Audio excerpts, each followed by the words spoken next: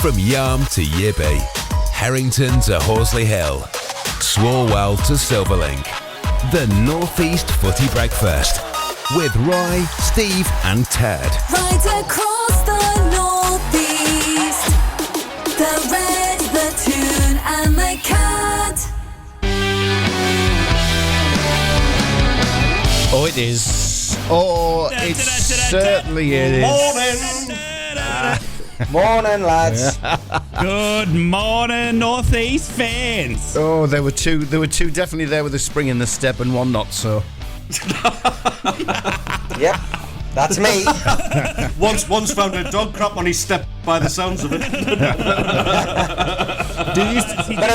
Better than finding Ryan on your doorstep. Oh God, yeah.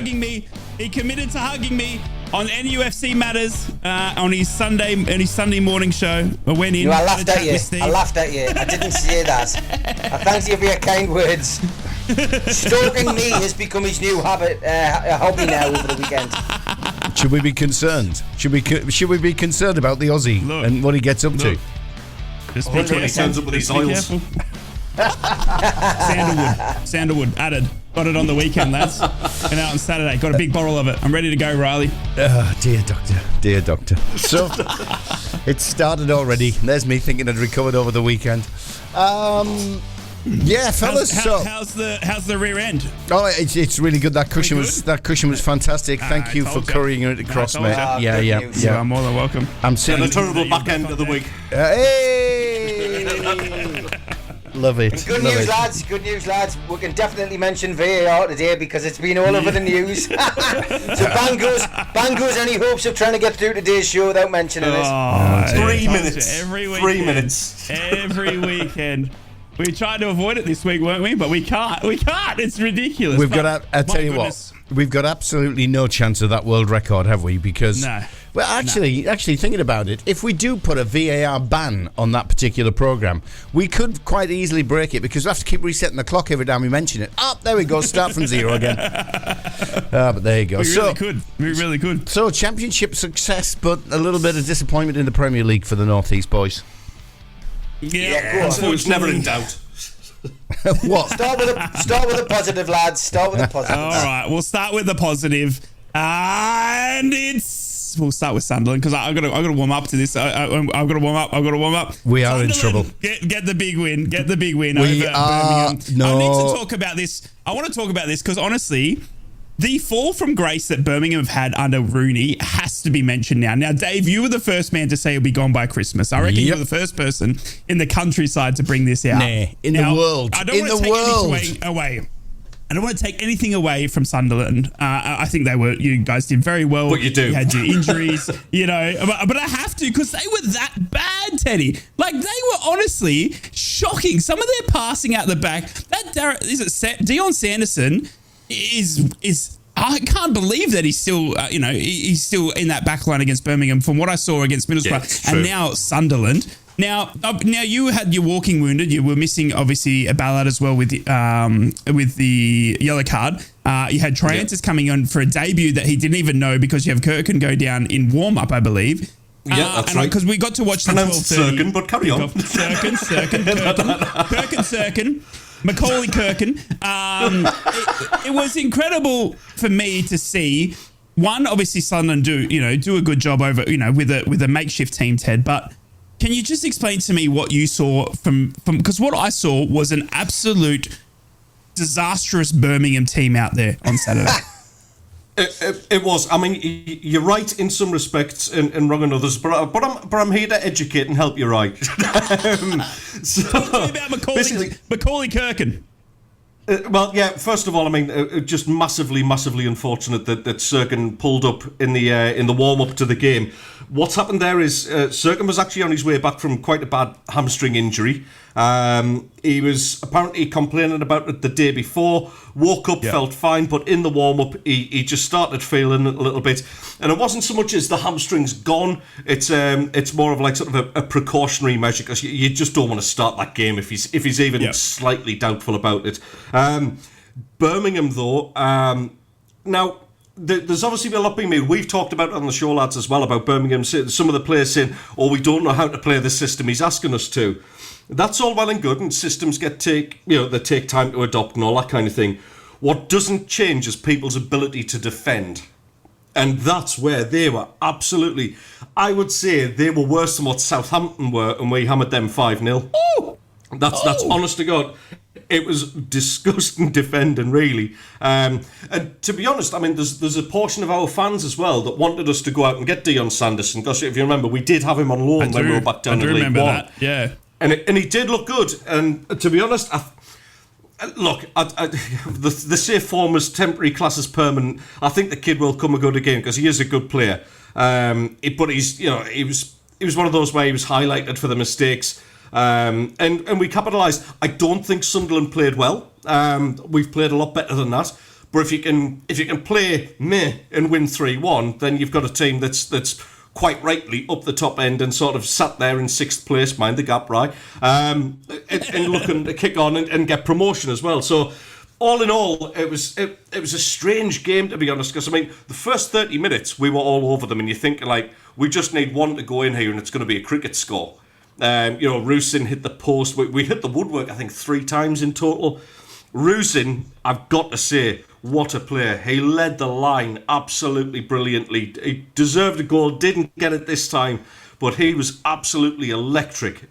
Really, really liked the look of him. We got a first glimpse of Mayenda when he came on. He looked useful. He nearly took Ruddy's face off with a shot. Like, it was absolutely incredible. What an absolute cannon that was. In fact, I think there's bits of John Ruddy kind of like all over the Roker end, but we'll find him, we'll piece him together, we'll send it down to Birmingham.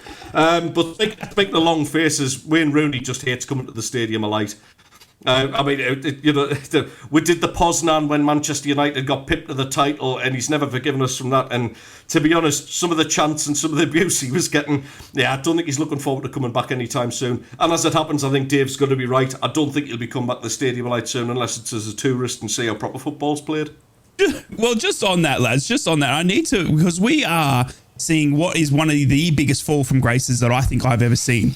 Now, when Wayne Rooney came in, it was the 7th of October, all right? It's the 8th of October. Birmingham had just won. They had just beaten West Brom 3-1. That was the last game John Eustace took control of. They were 6th in the league. Wayne Rooney then came in. John Eustace obviously got the sack. The first game Wayne Rooney had was against Middlesbrough, lost that 1-0. He then went to Hull, lost that 2-0. Then he went to Southampton, lost that 3-1. Then he went to Birmingham. He took Birmingham to Ipswich Town, and he drew that 2-2, and now he's got the Stadium of Light, lost that 3-1. So in the space of 1 month, if that, we have seen Birmingham lose 4 games, drawn 1, and they've gone from 6th in the league to 15th. I mean, Dave, can we call Wayne Rooney right now and tell him that he's out of a job? I feel like we'd be doing him a service. Put him out of his misery. You would with a lame animal, wouldn't you? Look, he's not going to go anywhere. I don't think Wayne's the sort of guy who can look at it rationally and think, I'm not, almost like Gordon Strachan at Borough. I've made a complete ham shank of this. I'm not going to get anywhere. I'm robbing a salary. I'm going to resign. Wayne's not that type of guy. He's not going to. Well, he's gone from 6th to 18th. I mean, that's and the fans have turned. I mean, there was a good chunk of them had turned after a couple of games. But there were even at the Riverside, we heard them singing his name, even though they were 1-0 down, and the game was almost at the end because we scored very late against them. But now the fans have changed en masse. He's got no way of pulling this back, and I still maintain he's going to be gone by Christmas. I don't think he'll go of his own accord. He's going to have to be pushed. Yeah, I thought you were mad saying that originally, but honestly, it's just... He's not a manager, Steve. He's not a manager. Go from 6th to like 16th, and I mean, it's just been embarrassing. It really has. I mean, it literally looks like the dressing room has just said, you know what, that's bang out of order, what they've done with our manager. This is crazy. It's almost like the players have thrown the tools down and said, that's it, we're not going to bother. But I think you're right. I mean, Wayne Rooney's CV is horrendous. Sacked in the USA instead of born in the USA. Then Derby County, fair enough, he didn't have the greatest of luck there with the points deduction, but still, didn't perform well. I was trying to justify the appointment by looking at that and saying, well, he had those points deducted. He was always on a hiding to nothing. But to go to Birmingham, and Birmingham, really, the owner needs to hold his hands up here and say, I've made a mistake. Because he's the one that's put his club in this kind of peril. What on earth the Birmingham fans must be thinking, I don't know. I would be very surprised if there isn't some kind of motivation amongst the support now to protest against the manager and to get him out and to potentially get the owner out, because it's just a mess. It's an absolute mess. But Sunderland deserved the win.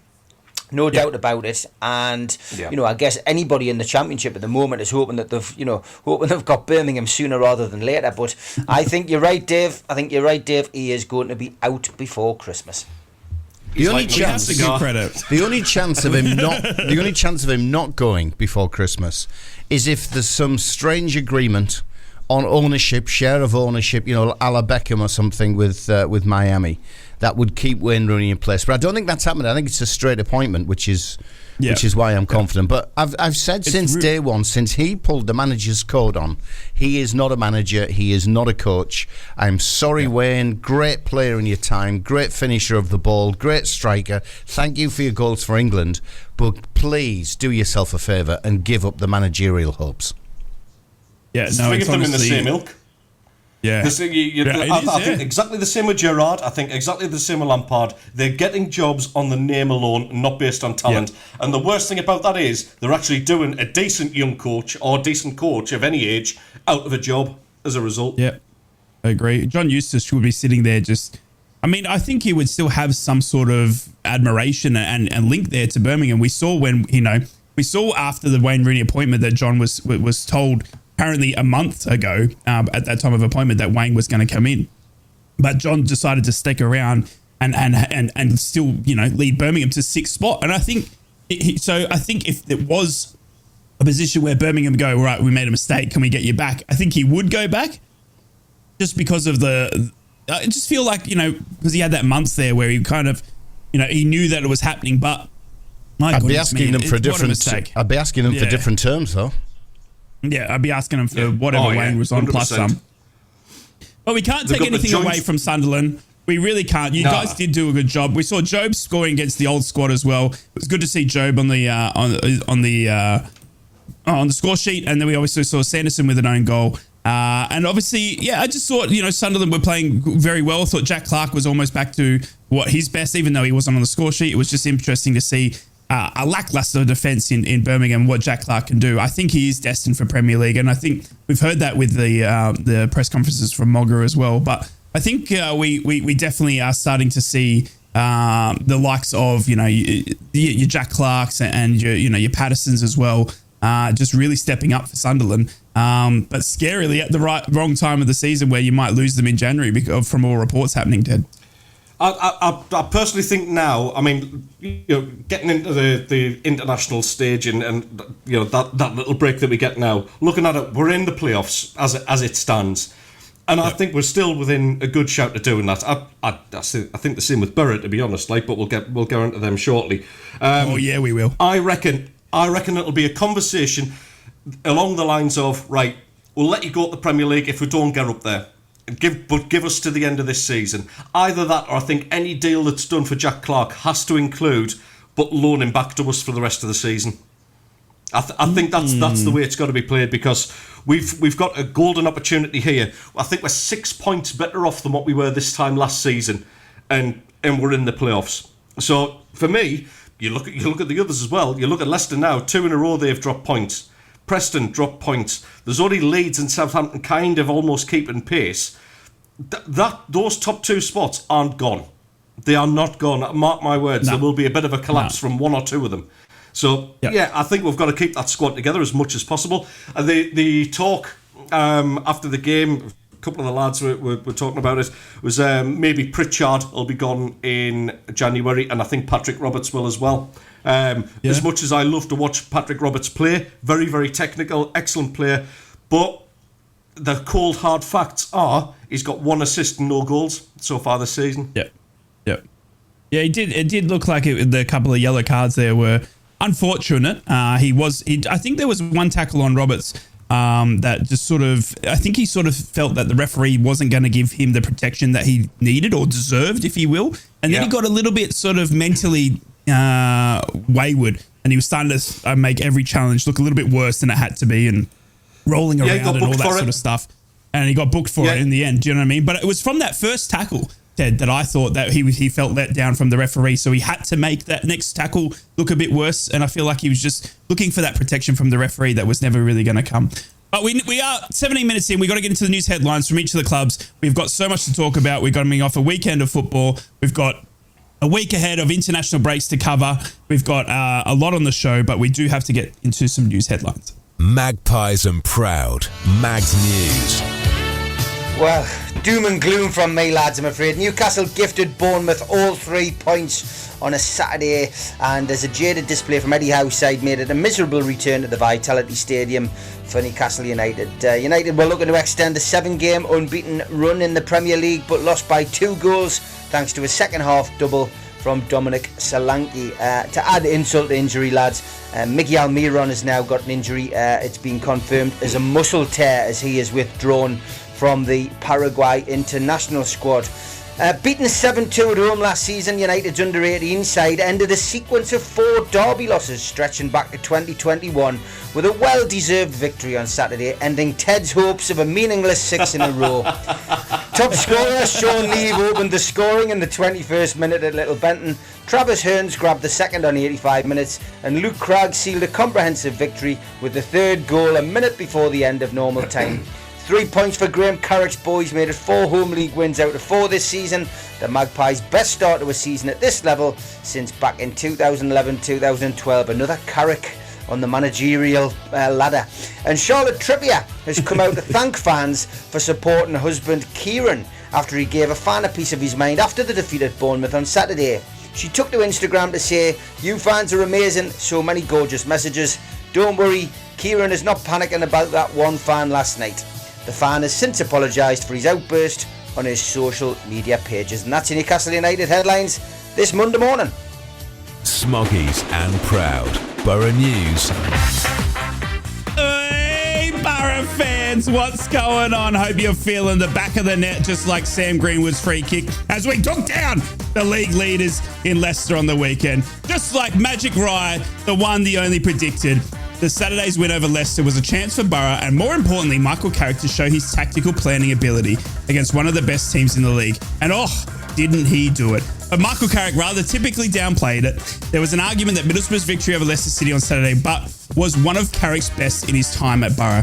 Throughout his time at the club, Carrick has displayed his management and coaching skills to develop Borough players both collectively and individually and establish a very clear style of play. But in completely changing the game plan for the victory over Leicester, Carrick showed that he has that tactical nous too. Does he ever? And his team showed it in a different side to themselves to win 1-0. Carrick said, "I'll credit the coaches for that. We knew we needed to tweak things and do things a little differently because it's not something we come up against every week. It's slightly different from what we're used to doing, but it comes from everyone. The whole team had to do their jobs today." And to say there's a first time for everything, in Middlesbrough's case on Saturday, there was a first time for 2 things as we beat Leicester City. We were the first side to score past Leicester City this season after the 60-minute mark in a match. Obviously, Sam Greenwood's 83rd minute free kick, wasn't a free kick as well, proved a worthy match winner to decide the tight contest. And also, we were the first team to beat, it was the first time Borough beat Leicester on their travels. Not just this season, but for this level for 10 years. Not since their promotion-winning season of 2013-14 under former Borough captain Nigel Pearson had the Foxes lost away from home in the championship. Can you believe it? The Borough breaking records. Borough will now see the international break as time to get their walking wounded back, but to add them to that side after that performance will only leave the smile on the supporters' faces going into the break. And for this Monday morning, my smile is wide, Borough fans. My smile is wide. Mackem's and Proud, Black Cats News. I hope you're ready for this. G'day Sunderland fans, let's throw another shrimp on the barbie because best ever Australian Nectarios Triantis was all smiles after making his first Sunderland start against Birmingham and is still claiming his goal despite it being chalked down as an own goal. Nectar had this to say. Stone the crows! It's just a dream come true, to be honest. To have my first start for this club and to nick a goal, which I'm claiming as my goal. Just over all the fans are fantastic, and it's good to get a win. I've got no idea where they pulled an own goal from, each to their own, but I'll take it to the bank. As a professional, you just got to be ready, so I was ready and waiting for my chance. It was just a bit of late talk to me, but I was ready and raring to go from the start. These things happen. We were on top, they were on top for a bit, but we came out on top in the end, which is what matters. Of course, Triantis got the late nod due to an unfortunate reoccurrence of a hamstring injury suffered in the warm-up to the game by Dennis Serkin. Sunderland boss Tony Mowbray confirmed Serkin has aggravated the hamstring injury that he suffered in September. Asked about the injury, Mowbray said ultimately it was his hamstring. He trained yesterday and said he felt it after training, but then woke up this morning and said he felt good and fine. We pushed on, then in the warm-up he said he could feel it and didn't want to risk it. He'll go for a scan tomorrow and we'll see what it is. And finally, Jude Bellingham was quick to react to his brother's Job's goal-scoring exploits against Birmingham City on Saturday. Both brothers came up through the ranks at Birmingham City and are boyhood fans of the club. However, Jude departed for Dortmund and later Real Madrid, while Job signed for Sunderland during the summer window. After the convincing 3-1 win over the brothers' former club, Jude posted a message of congratulations to his brother on Instagram, saying, "Brilliant bro, enough said." There's been speculation that the biggest club in the world has been tracking the other Bellingham brother in the hopes they'll join the other, but we're led to believe here on the Cat that Jude will instead remain at Real Madrid for now. And there's your headlines. Ted, Rye and Steve, the North East Footy Breakfast. Right across the northeast, the Red, the Cat and the Tune. G'day, Sunderland fans. Throw another shrimp on the barbie. Flaming I'd galah! like to apologise. I'd like to apologise to all our New Zealand listeners. I did go Kiwi, didn't I? That's exactly what I was about to say. You sounded more Kiwi than Aussie, mate. I'm sorry. Sorry, cunts. Yeah, I did go a little bit Kiwi. I tried my best. It's when you came out with Eags and Leagues, mate. That's why you came out Kiwi. Throw another shrimp on the barbie was the way it was going. It was good, though. It was good. That was a great effort, that, mate. Triantis. Thank you. It was good to see him get his debut finally. It was. It was Oh, good yeah, to man. see Do you know another what? He was Aussie as well. buzzing. Yeah. He's been tipped to have a big Socceroos career, has Triantis as well, actually. We were obviously looking pretty solid in the back line now, the Australian squad at the moment, but I think Triantis is definitely lined up for a big future with the Australian squad and obviously doing it at the levels of in the championship with Sunderland. Like, hopefully, I think obviously he will drop back to the bench, you would think, when Ballard comes back in, Teddy, but obviously pretty stoked with his debut. To be honest, again, I'm not going to be popular. I reckon, given a run of games, I reckon he could be a better centre-back than Luke O'Nien. Oh! And I'm being deadly serious about that. Because I tell you what we didn't do at the weekend. We didn't lose a header.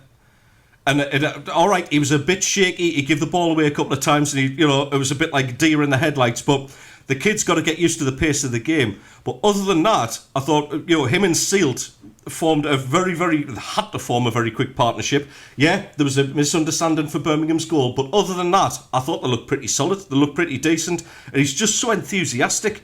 You look at Bailey Wright, who's getting on a little bit now. Surely his Socceroos career can't go on too much longer. But I reckon there's your replacement. He's so enthusiastic, so up for it, and to see somebody just as beaming as he was at the end of that game, that was lovely to see that. So I really do hope he has a good and long international career, because the kid deserves it on that performance.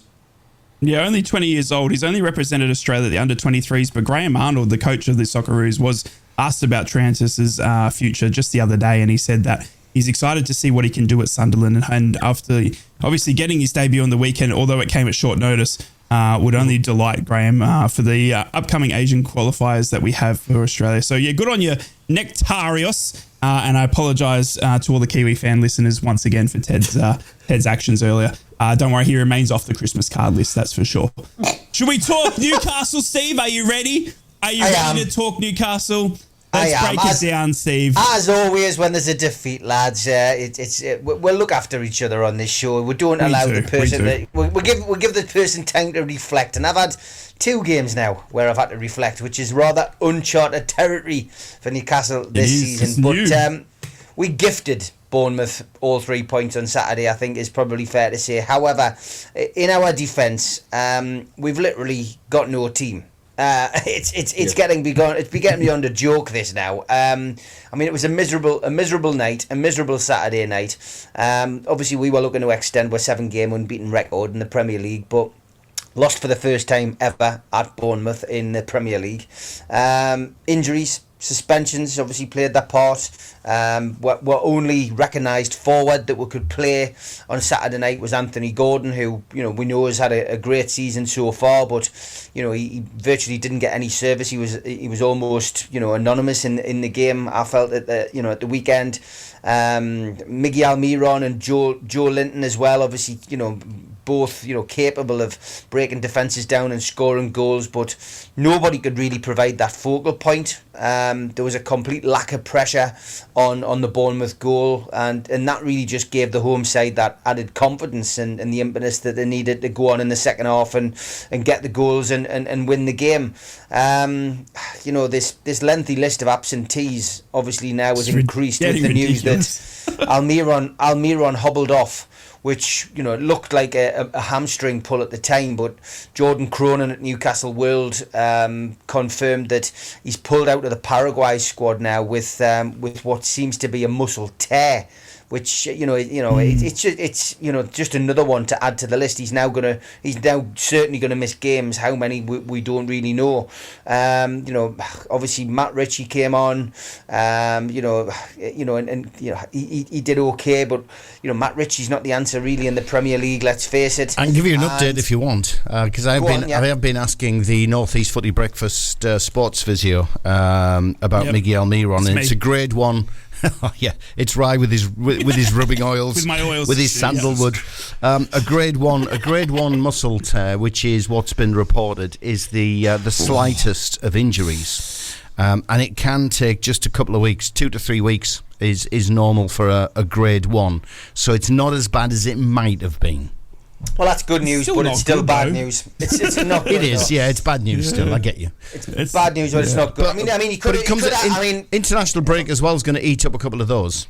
It is, yeah. I mean, if I'm going to be picky, we could have had a penalty. Very rarely now do you see penalties given for tugs on the shirt. But Miggy, before he went off, had put this wonderful run in and into the box. Lloyd Kelly pulled his shirt, and there was no real appeal by the Newcastle players, which I guess tells you that they probably didn't think it was a penalty. But that was me maybe clutching at straws. Losing Bruno was a key. I mean, I mentioned this on NUFC Matters last night that Bruno is a big blow, and I mean that's 8 games without Bruno, 8 defeats. That tells you how big a player he is to us, and I genuinely think with Bruno, I think he deliberately missed that. Our feeling is that he was, it was a tactical what he did against Arsenal. He's missed that game because they knew they would need him for the bigger games ahead against Chelsea and Manchester United. So it's he was a big miss. However, There was, every cloud has a silver lining. 17-year-old Lewis Miley started on Saturday night. Didn't look out of place at all, the young lad. Fresh from his win at the Sport Newcastle dinner of the War Jackie Trophy. The 17-year-old looked like a man in the midfield, and he was one of the few players in our green strip who didn't really dent his reputation. He had a wonderful game. The other man, of course, who needs to be praised, and rightly so, is somebody who I think he's got a bit of a fan club on here because I know Rye likes him, is Nick Pope. He made probably 6 or 7 excellent saves, which kept the score down. There's no doubt about it. Once Bournemouth got in front, then they could have had more. Solanke should have had a hat trick, and from our perspective, it was we got away with an easier defeat. Lewis Hall again. Slight concern for me over him. He got taken off after 45 minutes for the second game in a row. Tino Livramento came on, and I think there was a lot of scratching our heads, including our WhatsApp group, about why Tino hadn't started. And of course, alarm bells ring. You're thinking, well, is he injured? Is he carrying a strain or a knock, or is it just because he's played too many games? And you're wondering what's going on with him. So he came on in the second half, went into left back, swapped later on, as has become a little bit of a routine now with Trippier. But unfortunately, the Solanke goal came, and that was that. It was an unfortunate deflection off Joe Willock, which led to the ball, falling to Solanke. He took the ball away. We did nearly get level. Again, one bright spot was Livramento, and he did well. He played a shot inside to Gordon, and it didn't really test the goalkeeper, and that was that. But the second goal went in, and it was all over. VAR did raise its head in the game as well. 2 needless VAR decisions which were quickly decided. No handball, and that was that. I mean, it was just stupid, really. But like I said last week, I think the VAR officials now have been so overcautious after recent controversies. Sean Longstaff had a chance as well. Of course, he went down, and there was a sharp intake of breath. People thinking he was injured. We haven't had any confirmation from the club that there is anything wrong with him. Fabian Schär went down, clutching his hamstring as well again, and again, I mean, he's supposed to be joining the Swiss squad. I mean, we'll wait to see what happens with that. We'll imagine there'll be some kind of announcement about that this morning. The defeat, though, obviously took Bournemouth out the relegation zone. It's only with the results over the weekend, so Newcastle dropped down to 7th place. Man United, of course, another snappy win over Luton Town 1-0. But the results tighten things up at the top of the table. Newcastle fans probably not too disappointed with where they are at the moment. You would take it, 7th place going into the international break, which is going to lead us into December and the busy Christmas period. Only the one booking, so Sean Longstaff managed to avoid that extra booking, which would have taken him out of the Chelsea game. Lascelles was the unfortunate winner of the yellow card award at the weekend, which was a nice birthday present for him. Happy 30th birthday, belated returns to him. And that's your Newcastle United review. 11,000 in the crowd. It always reminds me of St Mary's, that the old, like the Southampton ground. It's a bit like the Dell, very tight. The fans are right on top of you, and it's very, very intimidating. 1,300 Newcastle fans supposedly there, but again, a lot of gaps in the stadium, and again, this is because of this like new ticket thing that they're doing now. What they're doing is they're enforcing people to prove their identity when they go to away grounds. And I think a lot of people now are going, well, I'm just going to buy a ticket and I'm not going to go because I want the loyalty point in case we get to a cup final, and that's resulting in 1,300 tickets being sold allegedly, but 150 seats empty in the away end. I think people are buying tickets for the loyalty points. But anyhow, as you would imagine, a little bit disappointed. He felt we were below par in the game. Said it was a tough afternoon. He said we were fatigued and stretched, obviously with the players that we had available. But in good old Eddie Howe fashion, just said we need to dust ourselves down and come back stronger after the international break. He did pick out Nick Pope, did pick out Jamal Lascelles for his aerial ability as well in the interview.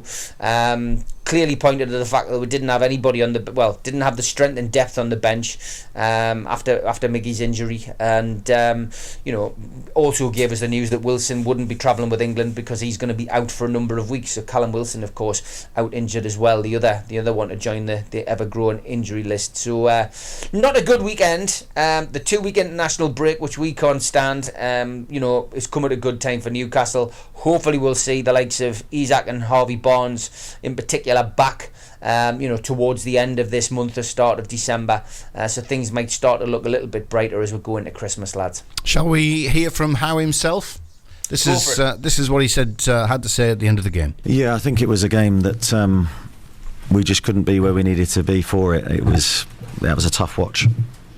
I see the players close at hand every day, and we were unrecognisable today from how we can be and how we have been for such a long period of time. The players have been so consistent. Today was a real off day, but I think there are reasons for it, and I don't want to sit here and make excuses, but I do want to support the players.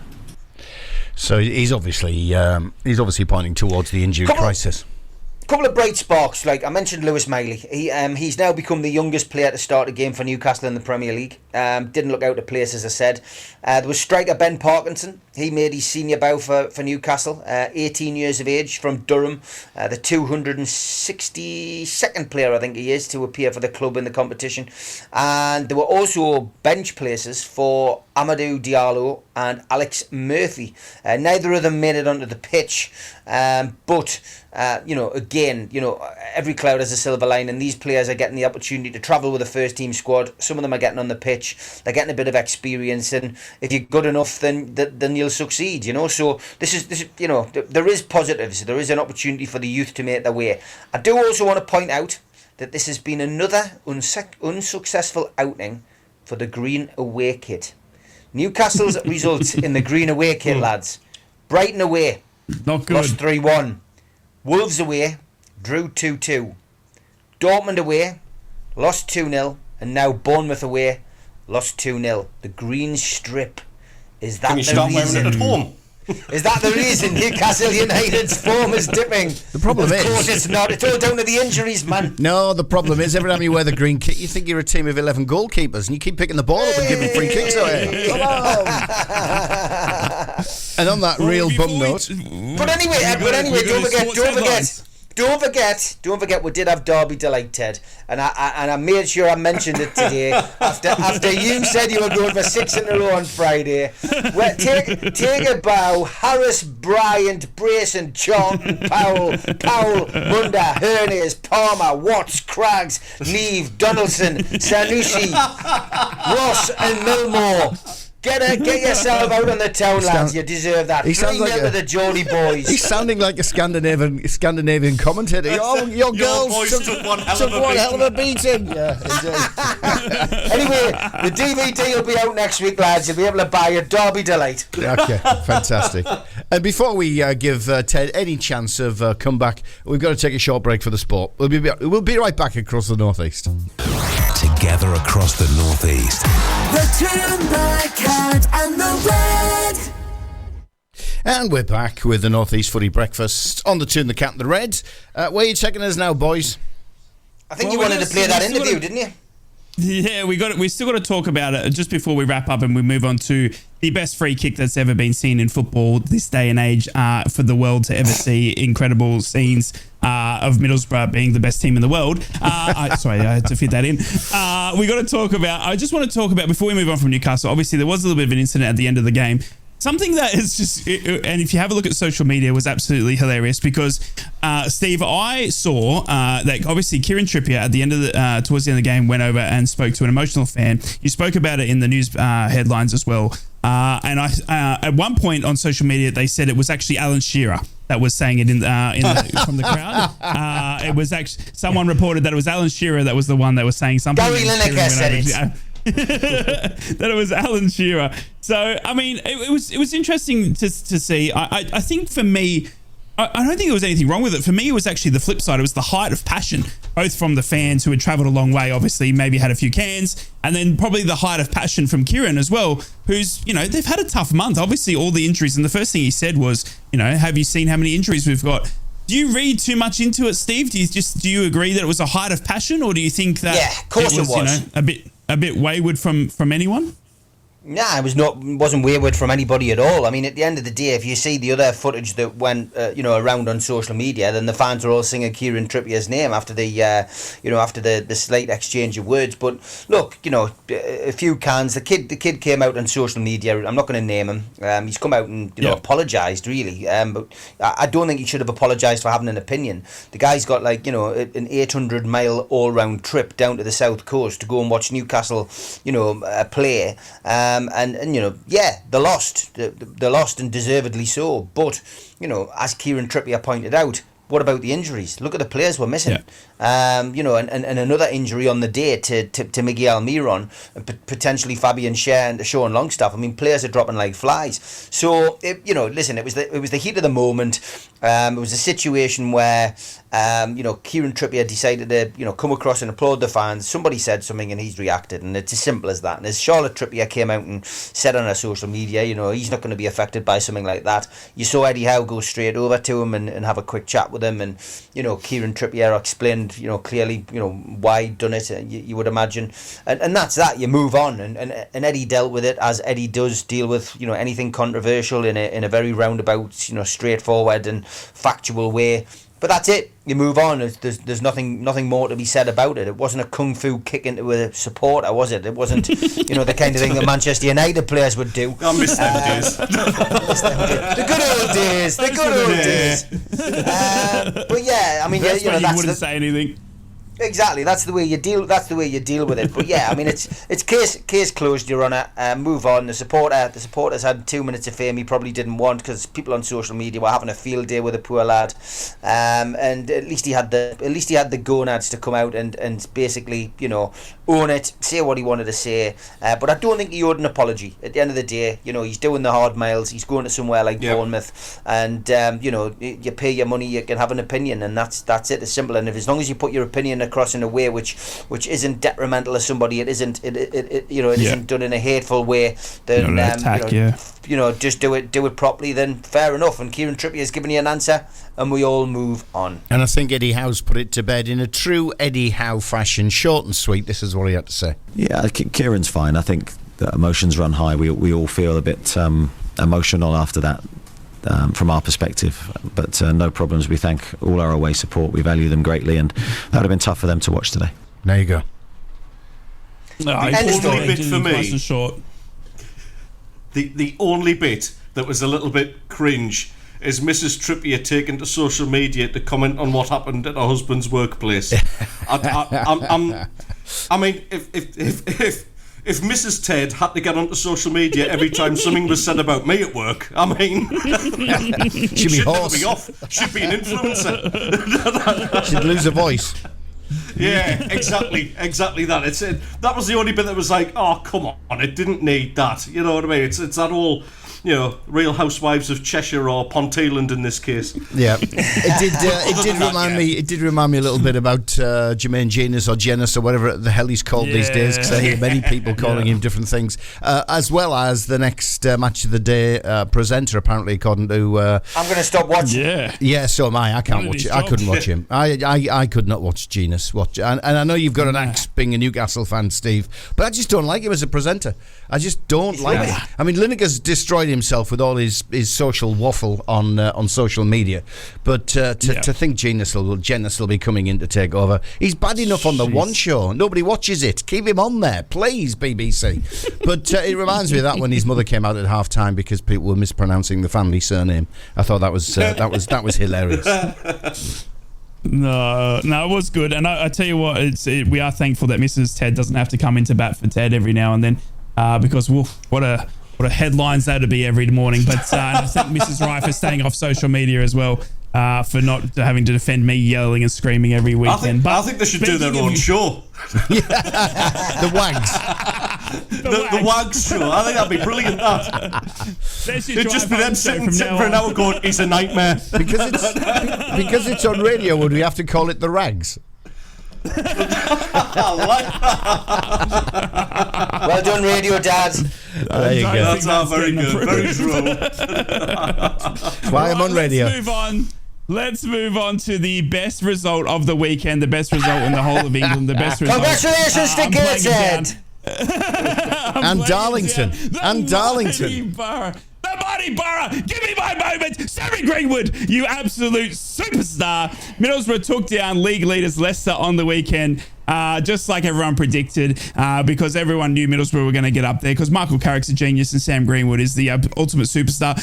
Sam Greenwood, the kid on loan from Leeds, also a Mackem, he just knows where to play, doesn't he? He knows where he should be, and it's at Middlesbrough. And my goodness, wasn't a free kick. It was an 83rd minute absolute stunner, and this thing would have broken the net, and if you were playing it on FIFA they would have put like fire effects on the ball as it went through the back of the net. This thing, it was incredible. But for me, in all seriousness, it was a really good performance from Middlesbrough. It was a different type of performance for me that I was really impressed by. I said it on Friday's show. for me, coming in against Leicester being the top of the table, it was going to take a bit of a tactical display from Michael Carrick and his team to try and work out Leicester. Now, we all sat there on Friday's show and said there's no way Leicester are not going to score, especially against Middlesbrough's defence. We all thought that Leicester would have too much of a strike force. Iheanacho, Mavidi, as I like to call him, and also Jamie Vardy, obviously coming off the bench. You would have put $1 million on Leicester to score. And in fact, during my live watch along, the amount of people that came in who were just upset that they had Leicester in their accumulator and it just wasn't going to get up was incredible, because everyone would have just had money on Leicester to score, but it just wasn't to be. And it was thanks to Michael Carrick and his tactical decisions to change the way Middlesbrough play on that weekend. And like I said on Friday, I'd be interested to see what Michael does, and he did it to a T. Middlesbrough came out and were going to allow Leicester to have the ball. It was just a game plan. We knew it. Leicester were going to have the possession and Middlesbrough were going to be a bit standoffish, but we were going to shut it down and run at every player on the ball, not give them enough time to be on the ball. We knew and we were accepting the possession counter would be in their favour quite heavily, but every time one of those Leicester players were on the ball, there was a Middlesbrough player right there, and they did their job to the T. And then we had Izzy Jones, Sam Greenwood also flying down those left and right flanks, coming back to help defend. Izzy Jones showing how he started off as a right back into a right winger. Absolutely incredible performance, and the way they set up on the weekend was just a testament to Michael Carrick and his coaching staff, and the way to break down a Leicester squad was evident there. We have seen Leicester faltering a little bit in the past couple of weeks. We could see that they were sort of lacking. Ted mentioned it in his Sunderland review as well, that Leicester and Ipswich are there for the catching, and I couldn't believe it more than ever now. I would have thought, a couple of days ago, even a couple of weeks ago, I would have told you that Leicester and Ipswich are going to run away with this league quite easily, but they're starting to falter, and we're starting to see, chinks in their armour. Last season, we didn't see that with Burnley and Vincent Kompany's squad. They were just there for always just winning and winning and winning, and they never look like losing. But this Leicester team can be beaten, and this Ipswich team can be beaten. And are we coming up, quickly behind them? Especially, your Leeds and Southamptons, your two others that have been relegated. You got Preston, who are kind of dropping a little bit away from form. Sunderland then right there, and obviously Middlesbrough now in 10th. That they are there for the chasing, and I think it's going to be a big finish to this championship, and I'm very, very up for it. But credit where credit's due, Michael Carrick and his coaching staff. I am so impressed with how they set up Middlesbrough to win that game, how they changed themselves from that Plymouth draw where we was an absolute farcical defensive display to one of, if not the best defensive display I've seen from a Borough squad. And I think we've got Michael on the line. No, I'm kidding. We don't have him on the line. We have got his thoughts, though, from after the match. Oh, thanks, mate. I'm not ready for it. I really appreciate it. We do have him on the line. I'll tell you what I was going to do. I was going to give an example. I was going to give an example of how Rye got carried away. He got so carried away because the Red on Teesside broadcasts his watch along. We've even made jingles out of it. Here we go.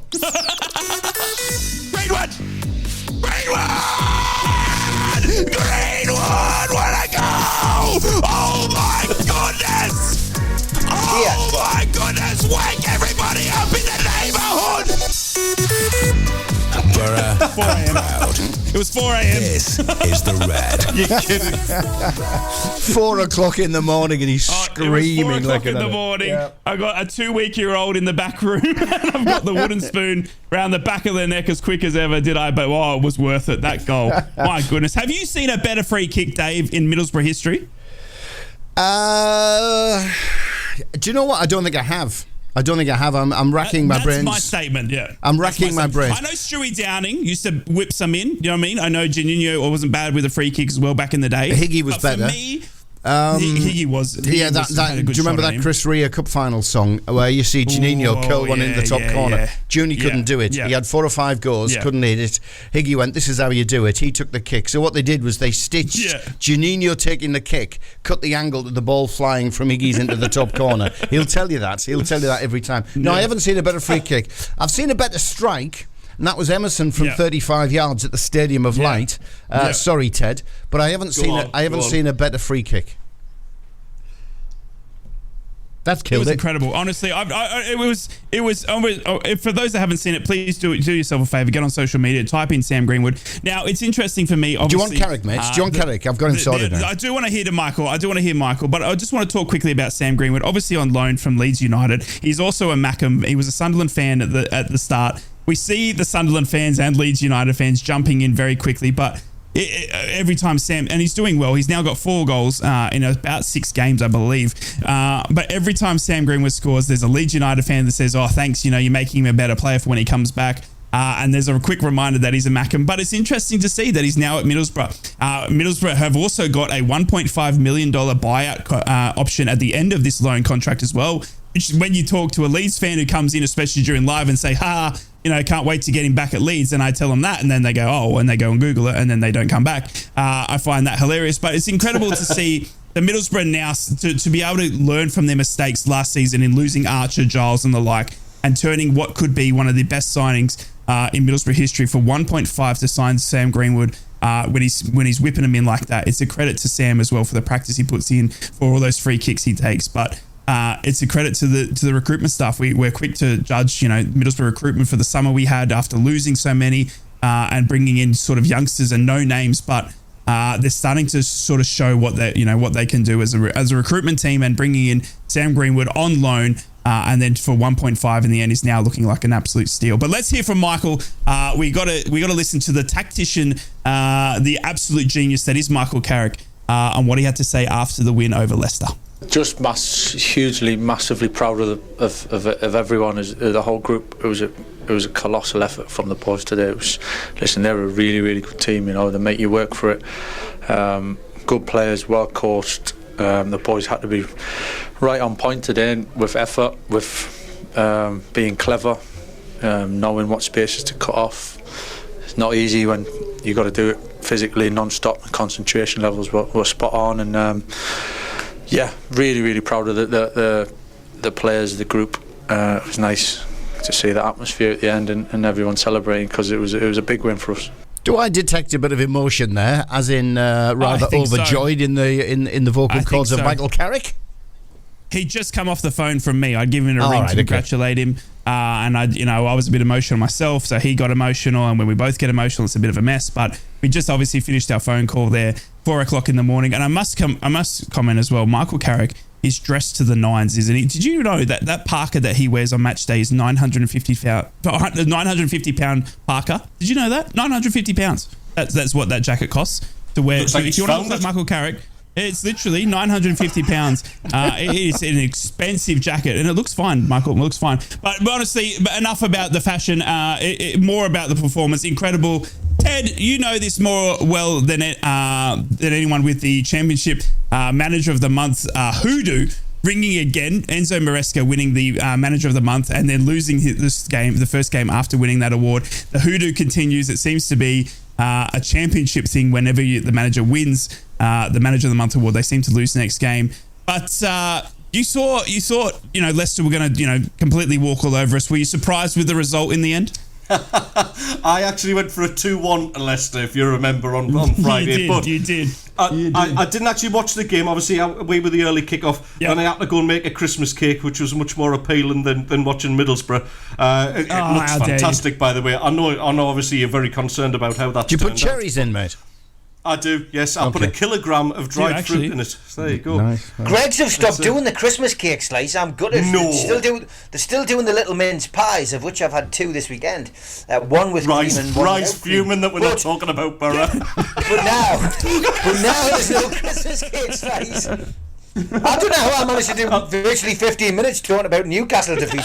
Rai doesn't sound very excited about this Borough win.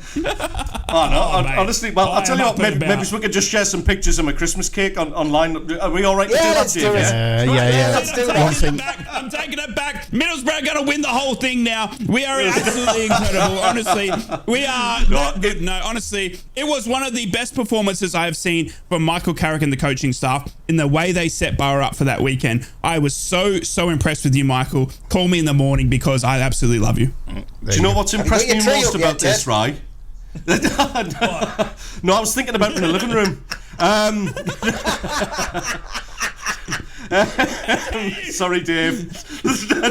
Oh, I'm going to get so told off in the WhatsApp group for that. It's good job I missed it. Little word, Keith. That's it. Jesus. No, what impressed me right? What impressed me right about this was the fact that, while Leicester, as expected, had the lion's share of possession, you actually really limited them to shots on target. They only managed 4 on target all game. Now, we all said Leicester are going to score. Leicester are going to score. The potent like that. So, to limit so far this season, the best team in the league to 4 shots on target, fair play to Borough, because that's pretty decent. Possession-wise, possession doesn't win football matches. And you were just far more deadly. All right, Greenwood scuffed one into the top corner. Didn't catch it cleanly, I don't think, by the look of the replay. Scuffed one into the top corner. There's nothing like an envious Mackem, is there? It wasn't a Kieran Richardson, or was it? It wasn't a Rico Lockett. It was nice. He ballooned it into the top corner. Let's say. Through gritted teeth. It was all right. But he is a man, and that's obviously you need us. You're obsessed with us anyway. You needed us to get you through that game. Tell you what really impressed me. The biggest thing that impressed me was the way Carrick absolutely went against his normal standard method of play. Exactly, Dave. Yeah, Dave. He tore up the Michael Carrick coaching manual, and he just went, right, you and you, man marking him, and him. Don't let them breathe. Give them the ball, let them have as much possession as they want, and this is what we're going to do. And it worked to an absolute T. So I doffed my cap in the general direction of Michael Carrick. Oh, I'm not wearing one, but I doffed my shirt because I'll take it off for him today. It was incredible. It was honestly, I said it on Friday, and I just need to reiterate it. I said it on Friday. It wasn't about the result for me. It was about how he sets up a Middlesbrough team to go against the team that is first in the league. It is about showing how he's got the tactics to take us to the playoffs, whatever it may be, and be able to change the squad, alter the squad, whatever it may be for the game at hand. And he did that and then some. Last season, we didn't see that. He needed to alter that team.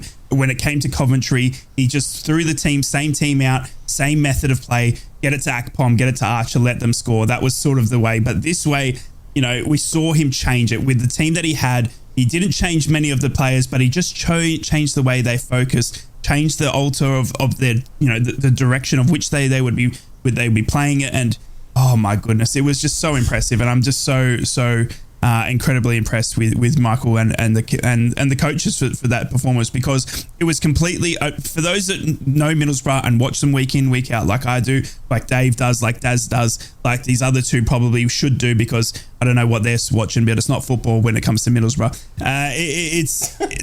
It was incredible. It was incredible, and credit to him. Credit to him. But we've got to get to the news headlines. I am upset, but I will be back in the next hour as we get rid of Ted and Steve. It's the Rye Northeast Breakfast Radio Show coming to you for the next hour, where we'll be talking nothing but Middlesbrough. Class. Absolutely class. Band, man. Love Hootie and the Blowfish. Wonderful stuff. Yeah, love it. Yeah, same. Good song. Talking of which, we have a Borough fan on tomorrow. A Borough fan who's written his own Borough song. So he'll be on the show in the morning. It's me. Yep. Yeah. Oh, it's not me. It's not you. It's not you, mate. No. Right. Unless you're living in Germany currently. But who knows where you are, mate? Exactly. Nobody knows. Is omnipotent. He is everywhere. I don't see how to make a Christmas cake now, though, because I haven't gotten onto it, man. Now I want to make a Christmas cake. The immense wryness. What could I use, Daddy? Yeah, the immense wryness. I'll share my recipe with you, mate. I'll share my recipe. Yeah, please do. Did you put a nip of sherry in there as well, mate? Oh, there was. I'm actually using a very traditional Cypriot drink called Commanderia, which is very similar to sherry. It's almost a bit like a cross between. It's a cross between communion wine and sherry, because they're a very, very religious country, you see. So yes, that's what I'm using. Yes, it's beautiful and sweet. Very, very sticky. Do you put 20 pence in it, or 50 pence in it, or a pound coin? Wait, no, because we're in the European zone here. Do you put a euro in? No, mate, no. Because to be honest, if you've ever, we will get to see each other eat one of these days, and we'll get over for a curry, Steve. But the rate that I eat, it's probably quite dangerous to do that. So yeah. Oh God, keep your hands sort of clear, sort of stuff. And Rye, do you put a witchery grub in, or whatever it's called? I do. I do. Witchery grub. I shape my Christmas cakes like boomerangs so that I can throw them to the neighbours and then they come back as well, sort of thing. So it's a thought. Exactly, it's the thought that counts, mate. You've offered them a Christmas cake, but you get to eat it. Yeah, good. Exactly, it sort of comes back as well. So it goes over their head and they're like, "Oh, thanks for waking us up all this year," and then it comes back to me and I eat it anyway in front of them. So it's a little bit of a joke that me and the neighbours do. I've got to say, Rai, just that little clip that we heard of you before with your celebrating that scuffed free kick. I reckon you've got a future at 4 a.m. I reckon you've got a future as a heavy metal frontman. I think that's some voice, that's some raw and some pipes you've got on there, mate. Honestly, mate, I don't know what. I tell you, it honestly, it takes over me when the Borough gets like a goal like that. I was expecting, obviously, it was 83rd minute. It had been a little bit of you just thought it was going to be 0-0. And Sam Greenwood had a free kick similar to that just earlier in the game as well, which he'd put into like row M. It gone nowhere. But this one just had a bit to it, and I actually thought it as he was lining up. I'm like, this feels like something here. And he took like a bit of a Beckham breath, and I'm like, oh, Beckham, here we go, just sort of stirring him up. And then he hits that, and it was 4 a.m. I'm dead tired with the newborn, and I lost it. I absolutely lost it. Yeah, it was. I definitely woke everyone up. I'm not lying. I woke up this morning and I could not talk. I was scared I was going to have to call in sick. My throat was inflamed so much, and I think I burst a vessel in my eye as well. So it was like a real red eye as well. So it's doing medically damage to me following Middlesbrough. I just want them to know that, but I wouldn't have it any other way. And we just didn't make one jingle out of it. We made a whole jingle package. Here's another one.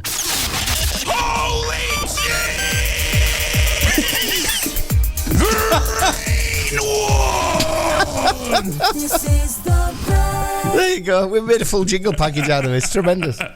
Wow. Oh, it was good.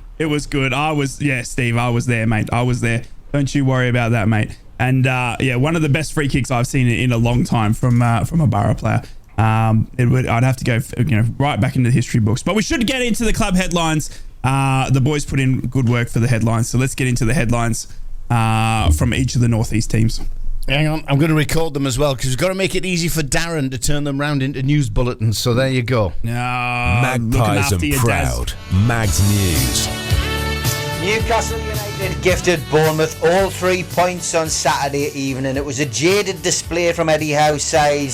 It was a miserable return to the Vitality Stadium for the Magpies. United were looking to extend a 7-game unbeaten run in the Premier League, but lost by 2 goals thanks to a second-half double from Dominic Solanke.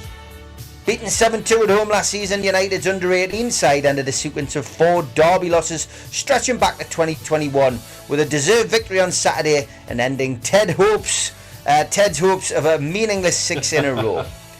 Top scorer Sean Neave opened the scoring in the 21st minute at Little Benton. Travis Hearns grabbed the second on 85 minutes, and Luke Cragg sealed a comprehensive victory with a third goal a minute before the end of normal time. That was 3 points for Graham Carrick's boys, and it made it 4 home league wins out of 4 this season. The Magpies' best start to a season at this level since back in 2011-2012. And Charlotte Trippier has come out to thank fans for supporting husband Kieran after he gave a fan a piece of his mind after the defeated Bournemouth on Saturday. She took to Instagram to say, "You fans are amazing, so many gorgeous messages. Don't worry, Kieran is not panicking about that one fan last night." The fan has since apologised for his outburst on his social media pages, and that's your Newcastle United headlines this Monday morning. Mackem's and proud. Black Cats News. Morning, Sunderland fans. Best Australian ever. Nectarios Triantis was all smiles after making his first Sunderland start against Birmingham and is still claiming his goal despite it being chalked down as an own goal. Nectar had this to say: "It's just a dream come true, to be honest, to have my first start for this club and to nick a goal, which I'm claiming as my goal. Just overall, the fans are fantastic. It was very good to get a win. I've got no idea where they've pulled own goal from, each to their own, but I'll take that to the bank. As a professional, you've just always got to be ready, so I was ready and waiting for my chance. It was a bit of a late talk to me, but I was ready and round to go from the start. These things happen. We were on top, they were on top for a bit, but we came on top in the end, and that's what matters." Of course, Triantis got the late nod due to an unfortunate reoccurrence of a hamstring injury suffered in the warm-up to the game by Dennis Serkin. Sunderland boss Tony Mowbray confirmed Serkin has aggravated the hamstring injury that he suffered in September. Asked about the injury, Mogger said, "Ultimately it was his hamstring. He trained yesterday and he said it felt good after training, but then woke up this morning and felt good and fine. We pushed on, and then in the warm-up he said he could feel it and didn't want to risk it. He'll go for a scan tomorrow and he'll see what it is. Lastly, Jude Bellingham was quick to react to brother Job's goal-scoring exploit. Honestly, I hadn't been at the Sherry this morning. Against Birmingham City on Saturday. Both brothers came up through the youth ranks at Birmingham City and are boyhood fans of the club. However, Jude departed for Dortmund and later Real Madrid, while Job signed for Sunderland during the summer window. After the convincing 3-1 win over the brothers' former club, Jude posted a message of congratulations to his brother on Instagram saying, "Brilliant bro, enough said." There's been speculation that the biggest club in the world has been tracking the other Bellingham brother in the hopes they'll join the other, but we're led to believe here on the Cat that Jude will instead remain at little old Real Madrid for now. And that's your headlines. Smoggies and Proud. Borough News. Oh, good morning, Borough fans. What a magical Monday it is to be a Middlesbrough fan as we knocked off the league leaders Leicester on the weekend thanks to a Sam Greenwood absolute wonder free kick. Oh my goodness. It's like a fine wine every time I watch it. I think I've watched it about 1 million times. Well, just like I predicted, Saturday's win over Leicester was a chance for Borough and more importantly, Carrick to show his tactical planning ability against one of the best teams in the league. Michael Carrick rather typically downplayed it, but there's an argument that Middlesbrough's victory over Leicester City on Saturday was one of Carrick's best in his time at Borough. Throughout his time at the club, Carrick has displayed his man management and coaching skills to develop Borough players both collectively and individually and establish a very clear style of play. But in completely changing the game plan for the victory over Leicester, Carrick showed his tactical nous as his team showed a different side to themselves to the 1-0 win. "I'll credit the coaches for that," said Carrick after the game. We knew we needed to tweak things and do things a little differently because it's not something we come up against every week. It's slightly different from what we're used to doing, but it comes from everyone. The whole team had their jobs to do, and by Jove, didn't they do them. And to say there is a first time for everything, in Middlesbrough's case on Saturday, there was a first time for two things as we beat Leicester City. They are the first side to score past Leicester City this season after the 60-minute mark of the match, Sam Greenwood's 83rd minute free kick, ultimately proving the worthy match winner. And they also the first to beat Leicester when on their travels. Not just this season, but at this level for 10 years. That's right. Well done, Borough. Not since their promotion-winning season of 2013/14 under former Borough captain Nigel Pearson had the Foxes lost away from home in the championship. Can you believe it? Borough will now see the international break as it's time to get their walking wounded back. But to add them now to this side after that performance will only leave a smile on the supporters' faces going into the break. And let me tell you, Borough fans, my smile this morning is bigger than Ted's. Woo! Ted, Rye and Steve, the North East Footy Breakfast. Right across the northeast, the Red, the Cat and the Tune. Oh my goodness, I keep watching it. I've watched it about 1 million times, this free kick. I can't get over it. But it's I'm sorry. It's just I just watched it again and it just made me tear up. It's like a watching wedding photos, and I probably shouldn't say that too loud. My wife is in hearing distance, so I do love my wife. You're already in the kennel, mate. I'm in big trouble. Don't you worry about that, lads. We've covered the three Northeast teams. We've all had a bit of a debrief about the Newcastle loss. Obviously, Sunderland and Middlesbrough winning. We'll move on from that. If you do want to hear about it, we will talk a little bit about it towards the end of the show again. But we got to move into what was a big weekend of football.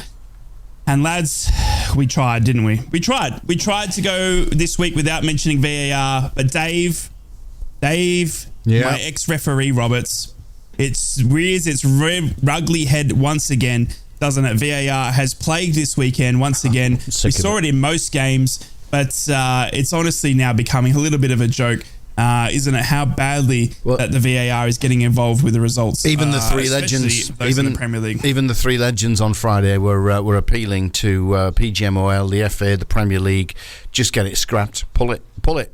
So that's even the views now of professional football, ex-professional footballers. They just said it's ruining the game, completely ruining the game. Give us good old human error back is what they were saying on Friday night. I tell you what, we were talking just before the break as well as the good old days of when, we saw Kieran Trippier walking up to a fan to talk to him, but we're talking about the good old days of the fly kick to the fans. Imagine having to VAR that one. You know what I mean? Imagine having to go to VAR to see how the fly kick actually took place and where did he connect with the fan's face. Do you know what I mean? Imagine that. Incredible. But VAR is honestly, it's becoming farcical. We saw Mikel Arteta, lads, and I'll cross to you, Ted, first, because it was an absolute joke, but Mikel Arteta obviously took the mickey in the press conference after his own player, Fabio Vieira, was red carded, but he was saying how positive of a red card it was. He said the referee got it absolutely right. Best red card he's ever seen, was what Mikel said. Obviously taking the absolute mickey, even though Vieira was his own player that got red carded. Are we getting to the point now where the managers are just going to stop complaining and start just making jokes about it because it is that much of a joke that VAR is still in existence? I think you've absolutely nailed it there, to be honest, Rye. It's obviously Arteta, he can't do right for doing wrong, can he? Because if he comes out and criticises that, then obviously, he gets branded a moaner, and he gets, he was a Mercedes version of Neil Warnock, he was called by one of the referees associations. Absolutely ridiculous. That's so disrespectful, that Neil Warnock, because I love Warnock. Always great. But anyway, I felt a bit sorry for Arteta, because what could he do? It's happened. Obviously, a great deal of sarcasm going into that little bit of his press conference after the game. But ultimately it was red. I mean, I don't think we can deny that the decision was actually correct to do it. So in this instance, it's actually done its job. It's just obviously, Arteta's now going to be pressed, and it, instead of talking about the game and talking about, great goals or fantastic attempts, great saves, brilliant tackles, all that kind of thing, all we're going to be talking about in these after-match conferences is going to be VAR decisions. And that is, as much as it's killing the actual live game itself, which we've already talked about many, many times, I think it's killing the joy of after the match as well, because it's literally, we're doing it now. We promised we weren't going to do this week, and it took us 3 minutes to go VAR again. You know what I mean? And it's actually taken over football to an extent. Now, there was another interesting thing. I think it was actually Dave alerted us to it over the weekend, that the Premier League may be looking to replace Hawkeye. It was me.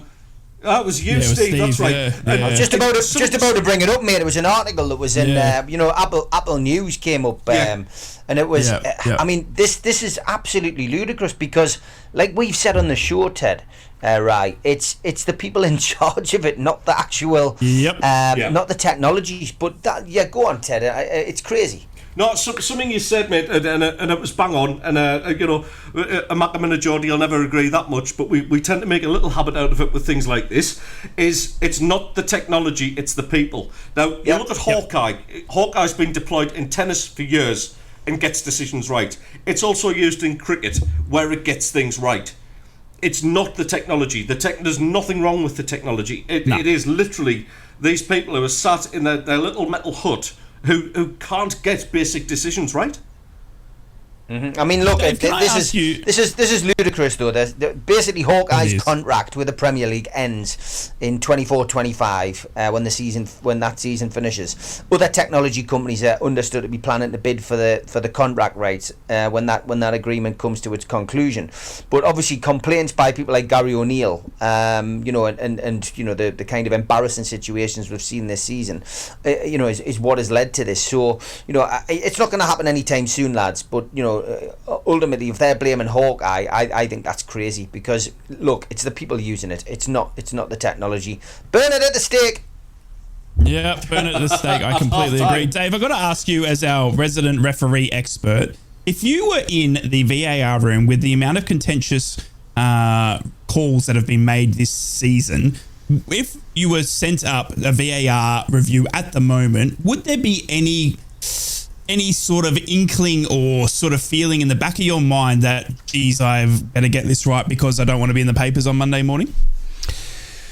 I mean, that's what absolutely smacks home about that little office in Stockley Park with the TV screens in. They're all in there absolutely crapping themselves that they're not going to be in the headlines come Monday morning, and it's got to stop. I mean, the interesting thing is, the PGMOL now are advertising for their third VAR manager, because they've got rid of two. Mike Dean was the last. So they've got rid of two already, and they're now asking for the third. Who wants that job? Who would want that job? Unless you're going to go in and you're going to say to Howard Webb, Howard, I'll do it, but you've got to leave it up to me, and I'm going to change everything. Because you've got to beat these guys over the head with a big stick and just say to them, just look at it and tell me whether it's clear and obvious. If it's a clear and obvious error, then great, get involved. If it's not, don't hold the game up. Because that's what VAR should be. The biggest problem we've got are lines being drawn on a screen with somebody using Play-Doh or something similar, sticky back plastic to put a line on a screen, because some of the efforts we're seeing are deplorable. They can't even get a straight line on the screen. So God knows what chance they're going to stand with a new manager coming in. This new manager is going to come in because they've advertised it to all the professional game referees who wants to do it. This new manager is going to come in, still fearful of Howard Webb, PGMOL, going to do exactly the same. Are you going to see any improvements? Nah, you're not. It's incredible for me that you say, obviously, and that's the thing for me that I think is now so evident, is that whoever is in that VAR room now on that weekend, whenever a decision is made and it's sent to VAR, there must be some sort of thought process in the back of their head to not get it wrong. That then undermines it undermines the mental capacity of them sitting there to make the decision, doesn't it? Because they're fearful. Exactly right. You know what I mean? They're absolutely fearful, and then and then you're expecting them to have clear judgment on what the referee needs. And you're sitting there waiting for 15 minutes. Steve, I know we weren't going to talk about it, mate. You did see a little bit on the weekend, not so much for obviously, thank goodness, to be affecting Newcastle, but. As our resident and only Premier League person at the moment, are we just riding this wave? I mean, do you agree? At least, so my thought is that when it goes up to VAR, there's already an angst and I guess a shaking of the hands from the people sitting in that box that need to have clear judgment at that time. Yeah, I mean, like we say, we've talked about it so many times on here, and we'll continue to talk about it until it's changed. But it's crazy. There's the situations that we see. I mean, we had Haaland yesterday in probably one of the games of the season so far. Chelsea 4, Manchester City 4, having to wait, a couple of minutes while they try to choke his goal off, there was clearly nothing wrong with it. We could see there was nothing wrong with it, but it's spoiling the game as a spectator sport. And again, it's the people in charge of it. It's nothing to do with Hawkeye. It's nothing to do with the technology. It's the people who are running the technology. And you need somebody to come in and sort it out. And unfortunately, we don't seem to have the will to do it. I think you need somebody to come in external to the refereeing body, the current refereeing body, who doesn't give a crap about. If it goes wrong, they're going to be suspended for a couple of weeks, because this is what's at the heart of everything. This is why it's taking so long, because they've absolutely got to get the right decision 100%. And if it's going to take them 6 minutes to cover their backs on making a decision, they'll take 6 minutes on covering their backs and making a decision. I think you need a bunch of recently retired referees, match officials coming in, people who've got an understanding of the game as well, to sit there, see a decision and go, just like you said, Steve, it's obvious that goal won't be chalked off. Let's have a quick look. Yep, nothing clear and obvious. Bang, there you go. Go and celebrate. Decision made in 60 seconds. Would you do it if they turned to you? If they rang you this morning and said, "Hey, Dave, we love your Northeast Brekkie show. That Rye guy's hilarious. That Ted guy's a little bit annoying, but we need you in the VAR box." What about Steve? He lost on the weekend. We've got to be gentle with him. Oh, right. Would I do it? I would do it only under those circumstances. I mean, it's never going to come, but if the phone rang immediately after, because we know Howard Webb listens to the show right the way throughout. So at 1 minute past 9, if my phone rings and it's Howard Webb saying, Howard. Dave, it's Howard, we need you to come down and sort this VAR out, I'd say, I need complete autonomy, mate. I need complete autonomy to do what's necessary to get this thing working. We've got to remove the fear of God from the people who are drawing lines and looking at screens, because they're going to be banned for a couple of weeks from their games. They're going to be suspended because they might make a mistake. So they're actually operating in a real negative atmosphere, taking as much time as they need to cover their own backsides. Let's just get somebody in there with a big pair of cojones who'll go, right, we'll make decisions, and okay, we're going to get some right, we're going to get some wrong, and we'll take the flak. But at least we're going to be able to approach this in a positive way, trying to sort it out quickly and stop 6 minute delays over whether the ball went out of play or not and somebody was offside and was there pushing the build-up. It's crazy. It's crazy to think that we're at the point where they just need to scrap it, but they obviously can't scrap it mid-season because we've already seen so many results dominated by VAR. I think we're thankful, Ted, in the long run that it's probably not in the championship. I think even though we do see some silly mistakes and some calls, we look at your game on the weekend, obviously with Patrick Roberts as well. That that we're quite lucky that there's no VAR at sometimes, because I quite like that there is a bit of human error to it. Yeah, it's. I don't want VAR. I just want better refereeing. That's what it comes down to, and I think we've said this before. How we go about that and how we improve the standard again. The game is much faster than what it ever used to be. I'm sure Dave. As much as I'm sure he used to strut around like a gazelle around the Tylery, he might just struggle to keep up a little bit with today's fitness levels, of course. But something needs to happen. You used to pass those fitness tests every month, mate. Used to pass those fitness tests every month. I'll have you know. You used to, mate. But now I can't. I used to have a six-pack, but now I look like a keg. You know what I mean? Mate, I couldn't pass a pub now. I was going to say, I barely passed. I keep thinking of Christmas cake. No, but it's something's got to be done about the standard. I mean, I don't know what the whole training aspect of it is. I do have a friend whose son is a very young referee. I think he's up to like a level 4, level 5. He's only 19, 20 years old as well. So it'd be interesting to speak to these young referees and see what they're actually being coached. But further than that, how do we improve? Do we start and use referees in terms of training alongside Premier League clubs to see how the game is actually played, and maybe get the referees' coaches working alongside that? I don't know. Something needs to happen to improve the standard, though. I don't know what, but it needs to improve. I've got a suggestion. I mean, VAR is a complete and utter disaster. It's killing the game in more ways than one, and for that we're seeing limited improvements on decision making. What I'd like to see is pull VAR, scrap it, keep goal line technology. I think that works. It's instant. It's the old vibration on the watch. You're going to get a 1 in 10,000 chance of it, giving you something incorrect, but bring in what we had before VAR came in. Let's give it a go. Do you remember these additional assistant referees that would stand on the goal line, one behind each goal, just to give you another couple of pairs of eyes for events happening in the penalty area, that kind of thing. Let's go back. Is that the ones that didn't? That's the ones that didn't award the handball against Thierry Henry. That'll be the ones, yeah. That'll be the ones. because I never once, despite your sarcasm, I never once claimed we'd get 100% accuracy, and you don't get 100% accuracy with VAR. But we're up at about 96% just with a referee and 2 assistants. Stick 2 additional assistants in with a couple of different pairs of eyes with a couple of different views. I'm sure you'll get the same increase in performance level of accuracy of decision making than you will with VAR, and you're not killing the game and stopping it for 5-6 minutes just to make a decision. Yeah, fair point.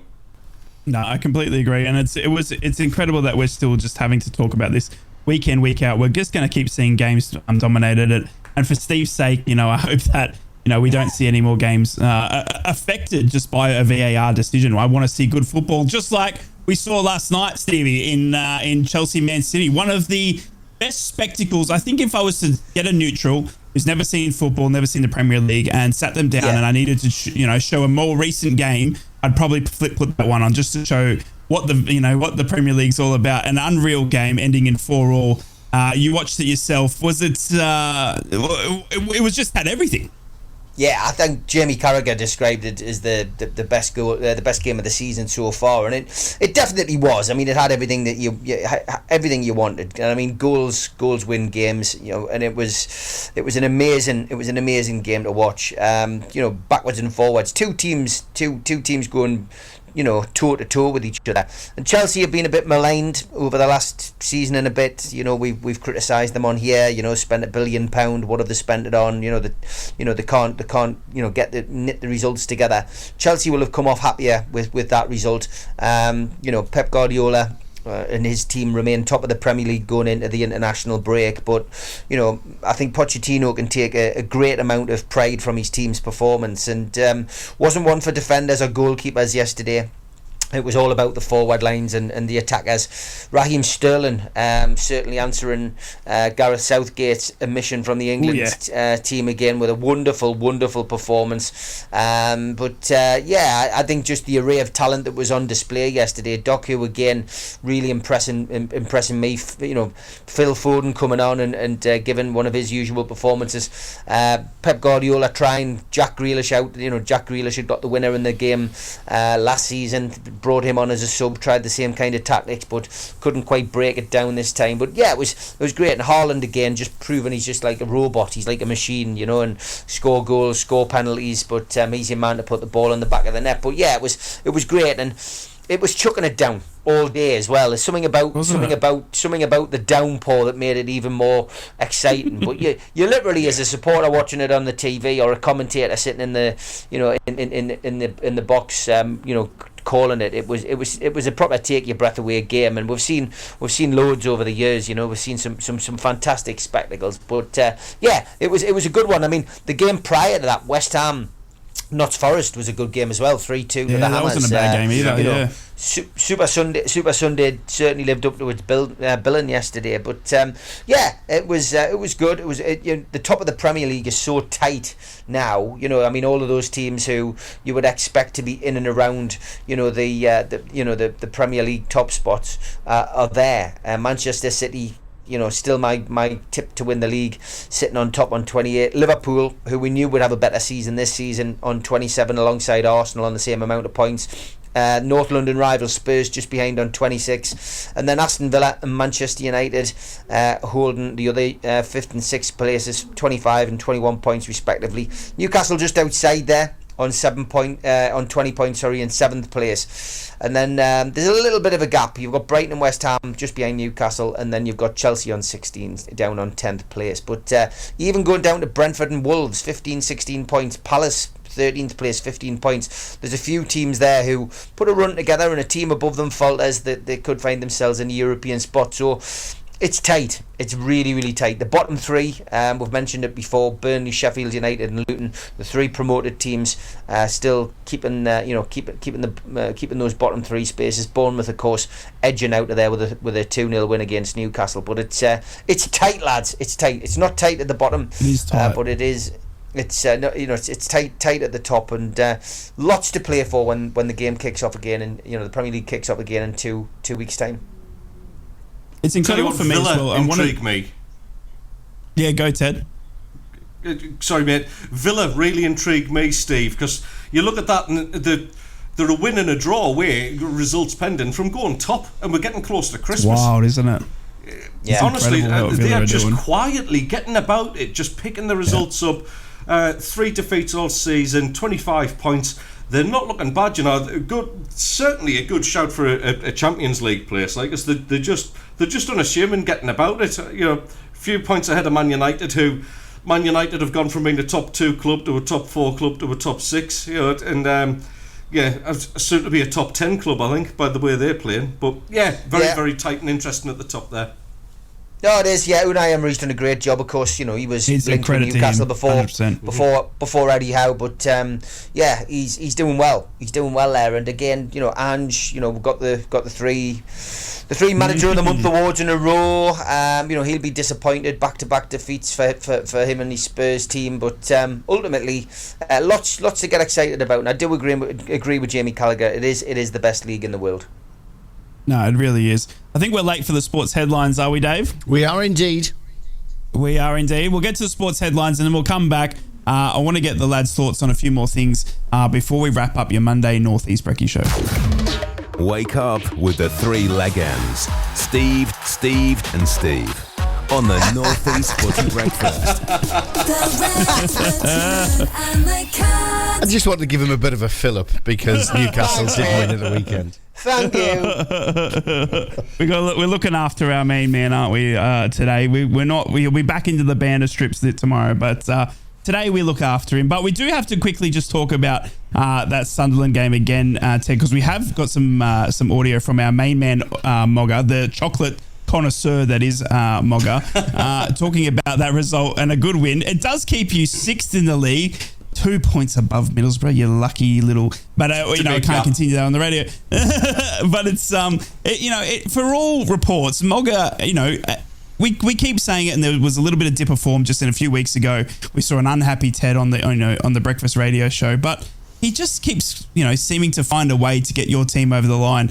You now got Roosen, who's looking like he could be the number 9 that you needed, and it just feels a little bit more positive at Sunderland. And for all reports of not having a striker and all the injuries that you've had, 6th in the league, you've got to be still impressed with Mogga and what he's doing.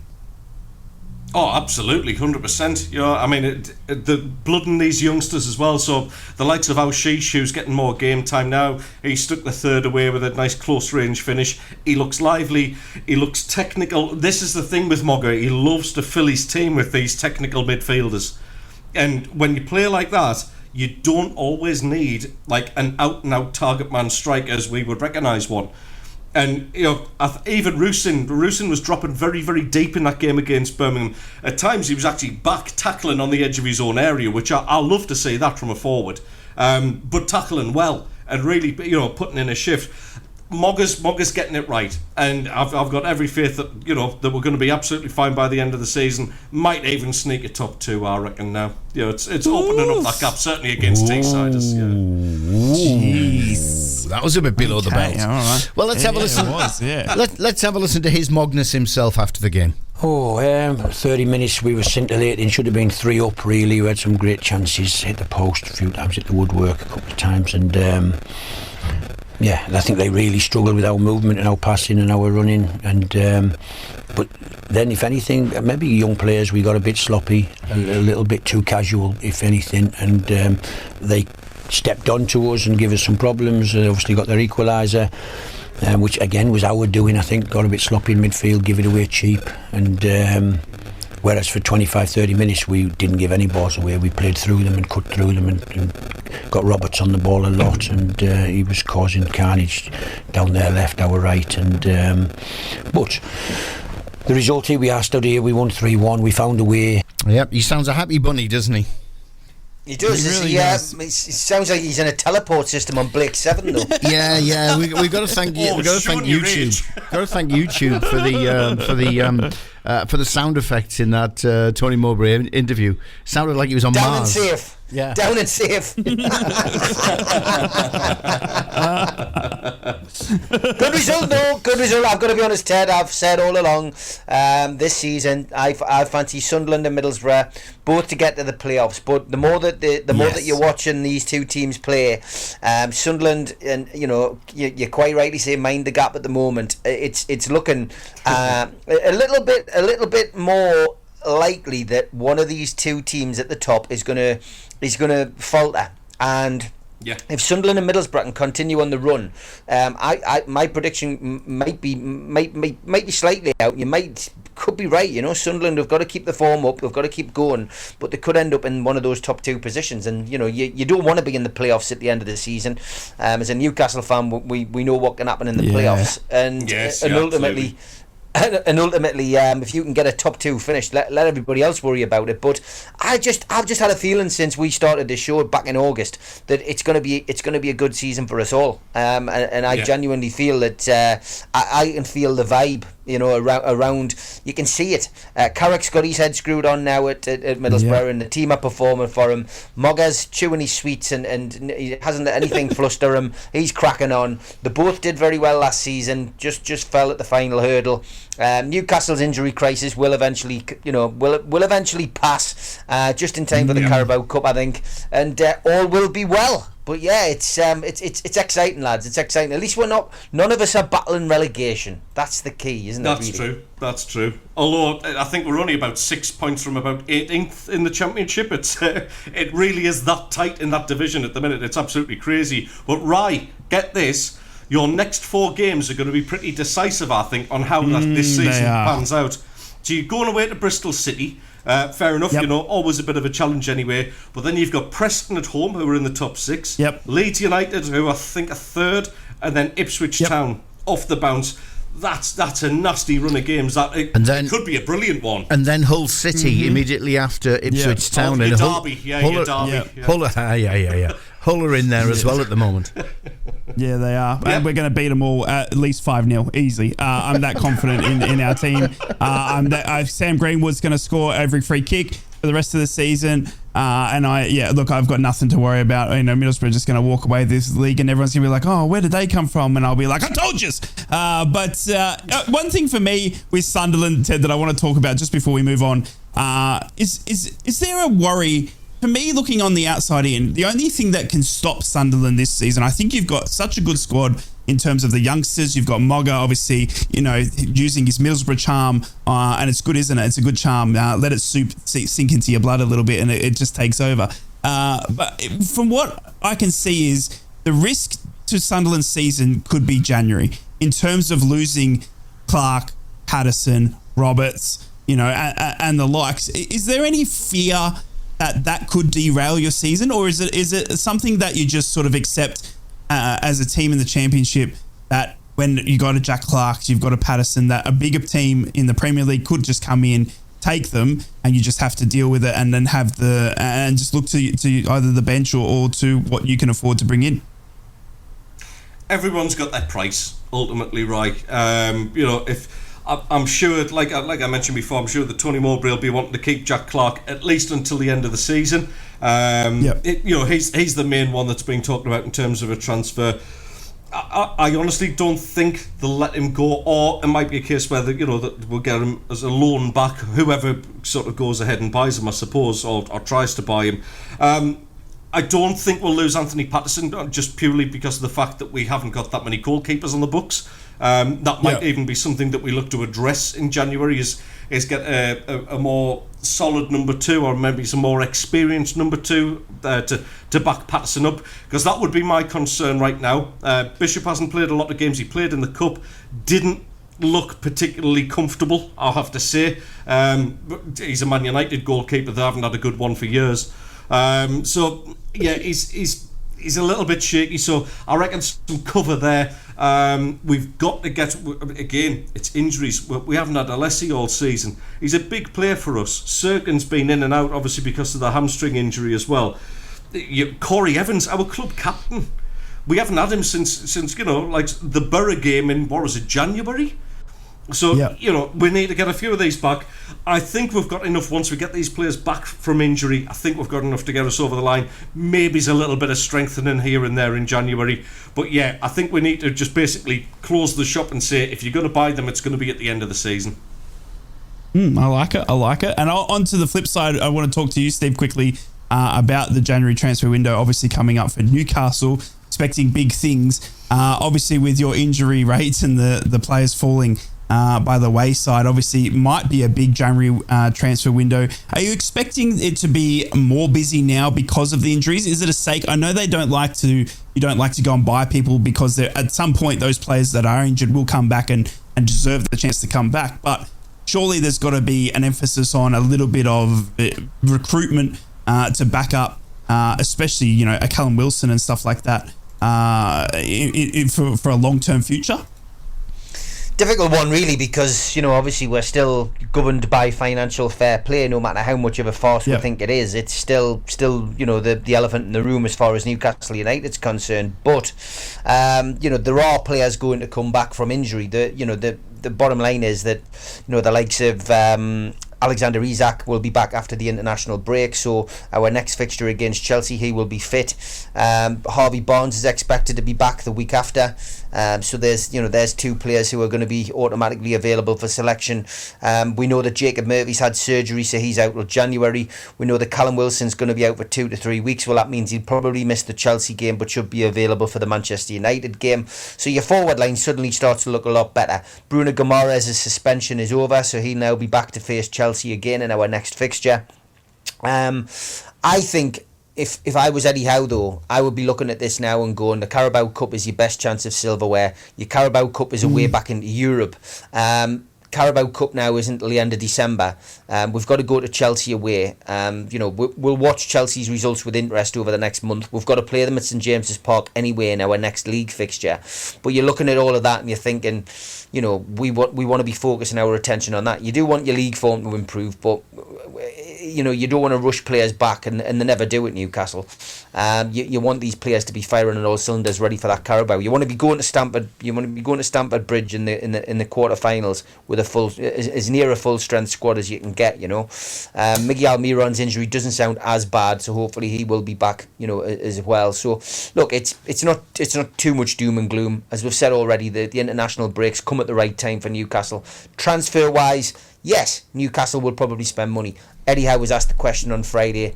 Does the recent spate of injuries alter your thinking about the transfer window? His answer: we're not even thinking about that yet. Things can change massively. We might need players boosting in one area, but at the moment it seems like we'll need them boosting in another. Obviously, people point to the fact that you won't have Tonali till next August. Do we need a midfielder to come in now and replace him? But it's going to be interesting. January isn't usually a busy transfer window. Will it be any busier for Newcastle? Will he recall any loans? We'll just have to wait and see. It is interesting, and I just obviously the injuries are starting to take its toll. We saw that on the weekend. We saw Kieran Trippier's resolve, but I think obviously for me, is it a case of do they go out and spend the money that they have? We also have to wait and see this new Premier League ruling, specifically on Newcastle's case on loaning players because under the same ownership, which seems to be a direct targeting of Newcastle. I'm sorry if I'm trying to be as neutral here as I can, but when you go and have a Premier League meeting, when you go and have a meeting like this to stop people buying their players from a different club that they own. And there's only one club that's really doing it or could do it. It's Newcastle. It's a direct attack on how do we slow them down or something. I don't know what it is, but it'll be interesting to see how that comes out. I think we're about 10 days or so away from that. So interesting times for me. But as for Middlesbrough, come January as well, we're going to get Harry Kane. I think he's going to see the light. He's going to want to come back to England. Harry Kane's going to want to be at the top of the league somewhere. He's going to want to go and get that goal record. What a better place to do that than Middlesbrough when we get promoted. We're going to have to be careful, because, we've got such a good squad, the likes of Amad Diallo, Jack Clark, Gordon, they're all going to be wanting to come to Borough, and we're going to have to just wool our horses a little bit, and let these boys know that, no, Newcastle, Sunderland at the moment, you can do your trade there and then come to the right club in the end. Probably come next summer, but nothing to worry about me. No worries for me at Borough because we made all our good signings in the summer. We might want to dip in around the strikers for me, but I tell you what, Dave, and I don't know if I can hear Daz in the background. Good morning. How good was Seny Dieng on the weekend? But we're going to lose him for AFCON. Yeah. We're going to lose him for AFCON. I'm so worried. That save. Which one? Which one? Yeah. Oh. From the header, the corner? Yeah, from the header, yeah. I mean, that was just something. Do you know what I mean? Like, I'm going to have to be careful. It's late night here. Do you know what I mean? I'm making noises that the neighbours are still going to hear. But, you know what I mean? Talk to me, Seny. Talk to me. That save. You know what I mean? I thought Nick Pope was good, and then Seny Dieng walks in. Do you know what I mean? And Patterson's looking there like, I'll write that one down because, oh, my goodness, Seny, you are the best goalkeeper in the world. Patterson doesn't need to write anything down. Trust me. It's because he can't write. That's what it is. He's got gloves on. Yeah, not like it nowadays, Ted. Not like it nowadays. No. Gloves? No. Gloves are for wimps. Yeah, we know. I used to use gardening gloves. You know those gardening gloves with the rubber grip on? Oh, yes. So you started the trend then? Oh, yes, absolutely. They are grippy things, these new modern day gloves. Indeed. I think we're there, fellas. That's it. Yeah. Monday's over. Monday's show. What a good show. Yeah. We've got a good show coming up tomorrow. And I've got Ted's last of the week as well. Yeah, I've got a football connection. Yes, unfortunately, I've got to work. Go on, get it in, Daz. I've got a football connection on my show this morning. We've got Regan Gascoigne, Paul Gascoigne's son, on the show this morning, talking about his new show that's coming up to the northeast. So a bit of a football connection. I like that. Yeah, cool. I like that. Cool. All right, fellas, well done. We'll do it all again tomorrow. From Wickham to Whitley Bay, Stonygate to Shields, Doggy to Darlow Backlane, Steve, Ted and Rye. The Northeast Footy Breakfast. Right across the Northeast, the red, the tune and the cat.